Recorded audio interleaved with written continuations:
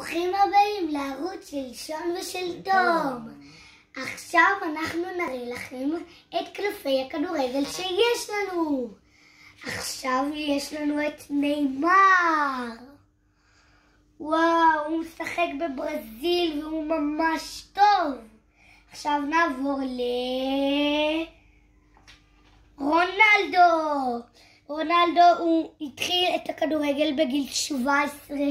הוא ממש טוב, הוא בפורטוגל, אבל וואו, שחקן מטורף מהסרטים. ויש לנו את הלנד. השחקן הזה הלך למגלשות מים, התגלת שם, ואפילו בעט את הכדור ועשה מספרת. מטורף, עכשיו תורך. אנחנו נתחיל במסי. מסי התחיל בליגה של ארגנטינה ועבר לברסלונה. בברסלונה הוא זכה ב9 גביעים כדור, ובארגנטינה הוא זכה במונדיאל.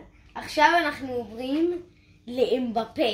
אמבפה התחיל בצרפת, ואז הוא המשיך וכמעט ניצח במונדיאל, השווה עם ארגנטינה והגיע למסקנה עם פנדלים.